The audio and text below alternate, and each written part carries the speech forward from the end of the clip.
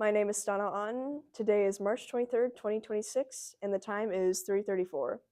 We are at the Pewaukee VFW. I am interviewing Tom Keough, who was born on March 26, 1944, in Milwaukee, Wisconsin. He served in the Vietnam War between 1965 and 1969. Tom was an E4 in the Air Force and served as a vehicle dispatcher.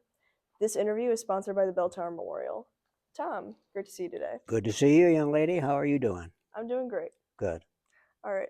So, first off, what were you doing before you entered the service? I was in college at that time. Mm-hmm. And you entered basic training from the draft? Yes. Mm-hmm. How long were you in basic training for? Where I did you would say train? about 2.5 months. Mm-hmm. And you trained at the Lackland Air Force Base? Lackland in San Antonio, Texas. Mm-hmm. That's why they closed it now. No, I'm teasing. So, what was your experience like entering into basic training? Well, initially when I was drafted, that caught me by surprise because I was in Fort Lauderdale on spring break and our car broke down and we couldn't get back in time to take some exams. So I stayed out a semester, and Uncle Sam found out about that. And initially, I didn't want to go into the Army or the Marines. I figured I would go right out into the field. So at that time, I joined the Air Force. And you were initially sent to Lackland. And then from there, they told you where to go after that, where you would be deployed or stationed. Do you feel basic training changed you as a person? I don't think it really changed me. I think that it gives you a sense of camaraderie with people, and you learn to deal with people of different ethnic backgrounds, where I was never exposed to Afro Americans or Mexican. And so I think it was a personal education as far as learning about how to deal with other people and what influences them. So, following your basic training, and I understand you didn't enter into the Vietnam War right away. Correct. And where were you I transferred? went to St. Albans, Vermont, Mm-hmm. and I was there for 2.5 years. And I was a vehicle dispatcher there. And in our initial interview, I told you that I was requested to be a lifeguard and to teach swim. And naturally, I didn't realize when it was a full colonel that it was a small little radar base. And somebody came to the motor pool and said that he wanted to see me. And I was wondering, well, what did I do now? and And I don't know how they know about all these records, but he said, I understand that you were a lifeguard and you taught swim. And I was a single gentleman. And he said, you work from 12 to 8. You don't have to wear a uniform. And if it rains, you don't go to, to the lake. So I said, well, let me think about that. No, I'm teasing. So, I mean, that was an ideal situation at that time to spend the entire summer that way. And the reason I did go to Vietnam after 2.5 years, most of my acquaintances were gone, and I didn't have any real relationship with any female at that time.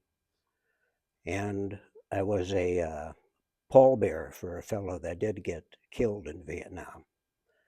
And I still remember that the, excuse me, when the flag was presented to the mother, she took the flag and spat at it, on it, and said, I don't want that because that took my son away from me. So at that time it was chauvinistic, but I thought, well, what if I had a son and he found out that I was a lifeguard in Vermont? So I decided to volunteer. And that's how I came to Vietnam. And that is the same time that the Tet Offensive broke out, where every base in Vietnam was attacked. And that was my welcoming to Vietnam at that That's an incredibly hard situation to be in. How did your family react when you told them that you decided to head to Vietnam? Well, I can't use the language that my dad said, but basically he said just keep your butt low and duck. And my mother was naturally very distraught. Which I can understand. I mean, at that time, everything was shown on TV, and there was a body count, and they would film all this activities. And I could imagine now being a parent how that must have felt. All right. So let's transition over to your time in Vietnam. And I understand you worked as a vehicle dispatcher. What roles did that entail?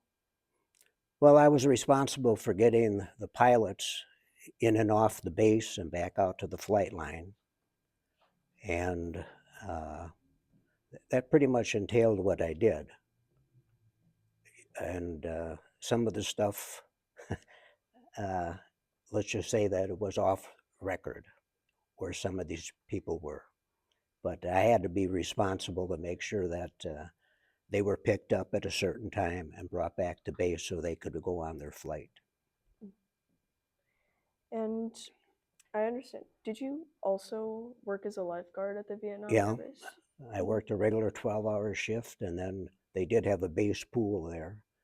And that was actually, I got paid for that. That was a different entity at that time, which is hard to imagine. Uh, I think I told you at the other interview that people didn't even know that they had hot showers in Vietnam or that this was like a regular base. And downtown Saigon, I think it was a Caravel Hotel. That's where a lot of the famous reporters and journalists they would stay. And at one time, that was called the Pearl of the Orient, and it was developed from the French. There was a lot of ethnic backgrounds that went into that. So to a certain degree, it was like we weren't we were rocketed, and there were times where I did have M16 when we thought the base was being evaded, and I did take some. I think it was a big red one. It was Army guys on a pickup truck across the tarmac, where they thought the Viet Cong might be positioned. So the other experience I had when I first got into the country was I was on an aircraft going up to it was Cameron Bay, and I thought it was another lunar holiday, and I saw every other bullet like a tracer bullet, and you see this red flash, and I told the guy, I said, "What is it? Another holiday?" He said, "No, they're shooting at us." And I said, "Gee, I hope we're high enough." "Oh yeah, we should be." I said, "Oh, you know what you're doing." So Oh, that it's was a one surprise. experience. What was your favorite part about working on your role during the 10 offensive or even afterwards? I don't know if I would really have a favorite part. I thought that uh, I was doing the service to the country. We were sold on the bill of goods that the Chinese and Russia were supplying the Viet Cong and the North Vietnamese army, and that if we didn't stymie communism, that eventually that would just filtrate through Southeast Asia. And I don't agree with the way some of the battles were fought, or where you could bomb and where you couldn't, and where I was stationed. They wouldn't retaliate because they didn't want to get the general population upset because they were uh, firing rockets out of a church. So it was, what would you say, very controversial type situation. And the sad part was, there was human life that was involved with Yes. that. And that was one of the most tragic parts of this war was the vast amount of human life that was being lost on both sides. And I know that there was around this time there was a lot of deferring public opinion about wanting to send soldiers home and a lot of anti-violence perspectives on this war. How did morale get maintained while you were Well, working I at the think that base? affected a lot of the people that were stationed there, more so probably the people that were on a daily basis where their life was on the line. I mean, out in the jungle. And, you hear all these stories about the revolts on college campuses, and it was a very unpopular war. And I think I also mentioned that when Afghanistan was overtaken by the Taliban, we did similar, left all our equipment there. And the people that helped us, they, at that time, uh, we don't know what happened to them to this day. And I can remember, I think it was 1975, watching that on TV. When, excuse me, all the equipment was just put in the Saigon River. I mean, rather than destroying it or whatever you were supposed to do. It was very controversial, and the people that were looking to get out on the helicopter were just left stranded. And then the North Vietnamese came and probably put them in internment camps and things of that nature. So that was depressing. Mm-hmm. Of course. How did you make contact with your family and friends during the war? I think we were allowed a long distance call. I do not quite remember how that did occur, Mm-hmm. but they had what is it, USO or like PX, something like that, where we were allowed periodically that we could call home at no charge. And letter writing, that was a big thing, to see a letter in your mailbox. Mm-hmm. And they can also review it to make sure you're not spilling any secrets. Correct. Mm-hmm. Kind of switching gears, I know you brought a picture today. Could you explain some of the images? Are they all of you? Yes. And do you want me to pick up? Show the camera. Okay. Everybody see that okay? So these are pictures of myself where I was stationed in Tonsanute Air Base. Okay. Yes. No. Oh, all right. So, what do you feel was your most important contribution during your service? My most important contribution? Well, I think that I related to the people that resided there and gave them some type of hope that things would be better. And just the fact that I served that time, and I hope that what we did someday would be appreciated. Mm-hmm. Coming back to the States, did you feel appreciated for your service? No, not really. Uh, you wanted to get rid of the uniform as soon as you could, especially when you landed in Los Angeles. And I think that's where I landed. But it was something that, uh, a lot of people to this day still suffer. Like I'm wearing my honor flight shirt, and a lot of the veterans didn't want to even go on that, and they didn't want to take any part in remembrance of Vietnam at all. And when I did go on the honor flight, I told the World War II guys that they were the true heroes to me. And especially, when landing on Normandy. And I think, though, that as a Vietnam veteran, we had our hands tied as to what we could do and could not do. It was more of a political war. And uh, I think when I came home, I just had the mindset that it was in the past. I did it. Thank goodness. I don't know if I have all my marbles, but I physically I'm okay. And that was something that it was the transition is very difficult, especially for somebody that was involved in direct fighting every day. It's like you wake up one day, you're in a jungle or you're in a war zone, your life's on the line, and the next day it's just like you're back in time again. Like it never really ended, I guess you could say. So it was a difficult transition. And when the offer for actually doing the honor flight and actually speaking for the honor flight came out, did you actively volunteer for it?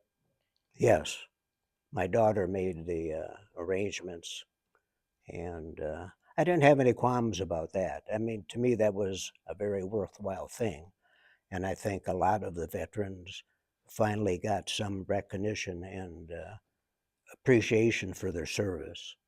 And when you landed at Mitchell Field, they had uh, a lot of people there that welcomed you back. So it was like an overdue healing process, which I wish more veterans would have partaken in. Switching gears a little bit, how did you integrate back into your family's life when you arrived back from Vietnam? Well, that was a difficult transition because naturally you can't convey what happened because they didn't have that experience. I think probably they were hesitant to maybe ask me about what occurred. Can't recall that 100%, but it was just like going back into time.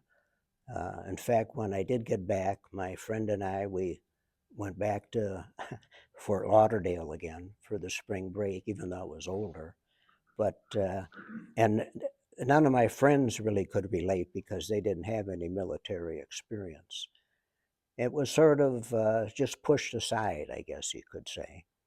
And the shame of it was a lot of the veterans felt that their country let them down, and they didn't, get the respect that they should have for serving. And the general population felt the same way to a certain degree. Did you live with your parents immediately when you returned? Yes, I lived at home for a while, and then I moved in with my friend, and we had an apartment on the east side of Pewaukee. That was our transition too. Mm-hmm. When you're used to being on your own, and Mm-hmm. Yeah, you have all the freedom, and then at least you have someone to share it with. you're right. Did you maintain contact with the people that you served with in Vietnam? For a while I did, but I haven't for quite a while now. All right. And I know you got married after coming back home from the war. What was it like marrying someone who hadn't actually served, and how did you integrate into a married life? Well, you can't really expect your spouse to have any conception of what you went through. I think that my wife was very understanding.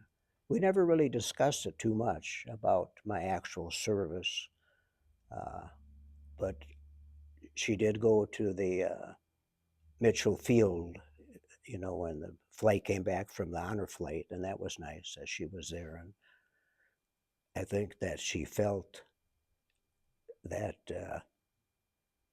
I excuse me. Hold on a second. Oh, that's all right. Doing it.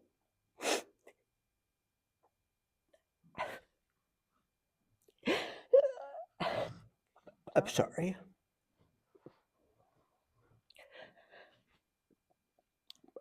That was something that it was a sacrifice, and it was something that I did. And it meant a lot to me at that time. When I think of, I don't have remorse that I'm still here, but you do feel that a lot of the people that passed and what they did, thank you, that it was, what do they call that, where you have guilt that you survived and other people didn't? Of course. So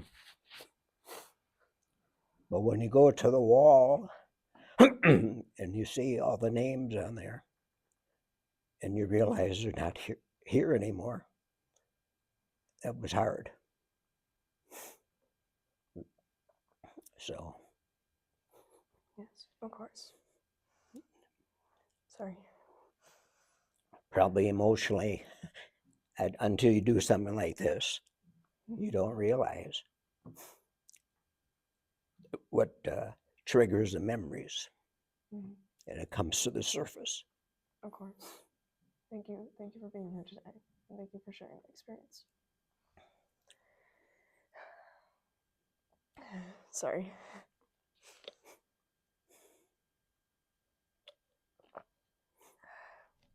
All right.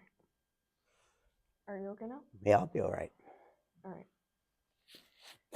If you were younger, again, say you were 21, young and spry, you could take on the world, would you go and serve again? I would do that for my country, but I think I would have to do it under different circumstances where they were 100% behind us, Of and course. the country appreciated that. Like I said, in World War II, they didn't have that stigma.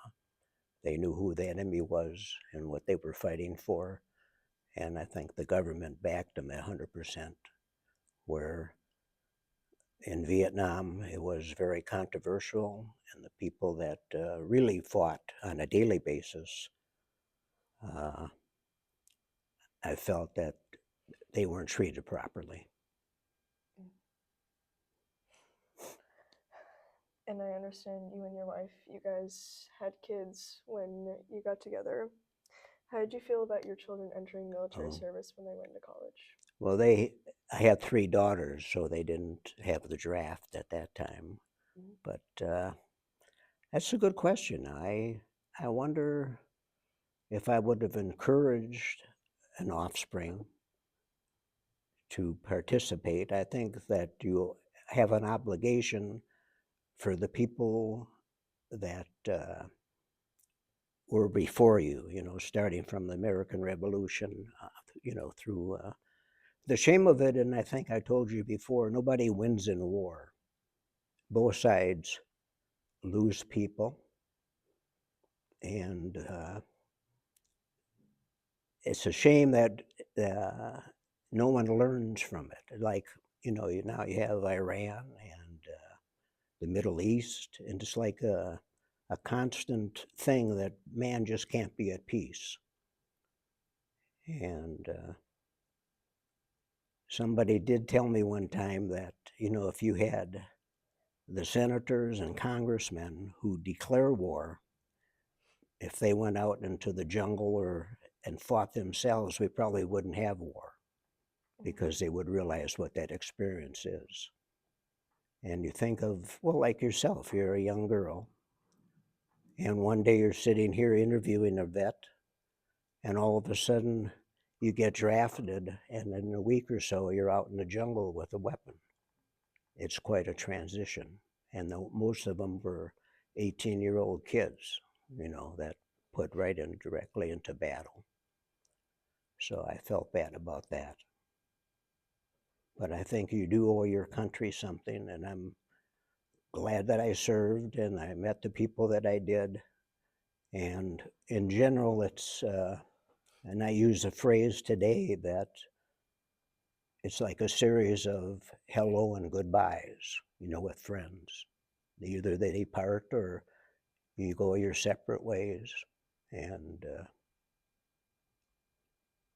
but I would encourage that you do have an obligation to your country Mm-hmm. because of the sacrifice that so many people made. Mm-hmm. Do you believe that drafting or even just government service should be mandatory for all people? Well, now it's a volunteer basis. I think at that time you wouldn't have got too many volunteers to go to Vietnam. But I think the fallacy with Vietnam was, and I would say was majority were minorities or people of less worth as far as financially. And at that time, if you were married or if you were in college, you were exempt from the draft. And I don't think that was a fair situation. That the government. I think that there should have been a different type of a lottery, that you didn't base it on the fact of whether you had money or if you were married, basically. Because the majority of people that were shipped right over, they didn't have the funds to go to college. Mhm. And to me, that wasn't correct. That shouldn't have been done that way. That or they were just young kids that had to stay home. They Hmm. couldn't afford to do it. It's a very tragic situation. But kind of wrapping up a little bit, what were some life lessons that you gained from that? What, from your experience, from serving with so many people, from honoring so many people, what do you feel was the most important thing that you learned from that? Well, I think, like I mentioned before about basic training, that you actually are dealing with all walks of life, and you get to know people up front and very personal. Like today, I think a lot of young people, they don't communicate with each other. It's iPhones, texting, emails, and the personal, the human touch or reading a person's face or expression. That's something that you don't really have anymore, which to me is a shame. And also being in the world, third world countries, and seeing how other people live, how appreciative I am that I was born here. I mean, you don't have a choice where you're born, but America is a great country, and we should be very appreciative of the privileges that we do have. And I know in our first interview, you mentioned that your parents, especially your father, they had very different views from you on um, like racial differences and according to sorry, oh my gosh, I'm still torn up, but the differences between people and how there's actually not that much You mean to be bigotry, you mean? Or bigotry. oh, Yes. yeah. I was raised in a household that I was told that, blacks, basically blacks were not an equal plane. And when you're fed that constantly, you're going to believe some of it because you're not exposed to Afro Americans, basically. And that's one thing in the service. You got to know that people were human, and you shouldn't judge them just on their skin color alone. And I made some very good friends of different races, and I didn't realize uh, how they felt being in a primarily white state at that time in Vermont. There were very few African Americans there at that time. And, I remember uh, one time I took some courses in Burlington, Vermont from New York University, and I got to be friends with a black gentleman, and we would go to class together. And one time after class, we stopped for a beer, and excuse my language, but he told me, he said, "Tom, uh, you don't like niggers, do you?" And that really, I said, "What do you mean?" He said, "I just know by talking to you." And he said, uh, "How do you think I feel looking at magazines and you see pretty blondes with blue eyes?" And, I know I'm based that a lot of the, especially the guys from the South, the rednecks or whatever you want to refer to them, that. And I never thought it from that point of view, but he was able to express that at that time. But he thanked me for my friendship, and he felt that he knew I was probably raised that way, but that I had formed my own opinion, and he was open enough to tell me that. Mm-hmm. Okay. Do you ever regret not maintaining contact with your friends from the military or I don't really regret, but I would be curious as to how they turned out, or how they got along in life and if they were happy and if they felt similar to what I did, as far as the resentment and the disappointment to a certain degree of how this whole war was transacted. Mm-hmm. Yeah.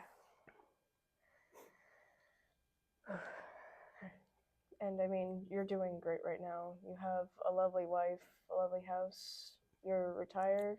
You have everything you need. That's true. You can't complain at this point. And I Mhm. want to thank you for doing this also. Of course, this is a wonderful opportunity. Thank you so much for your time. This has been really great talking to you, and thank you for your service. But just to wrap things up, in closing, this has been an interview of Tom Keough regarding his service during the Vietnam War. My name is Stana Auton. The time is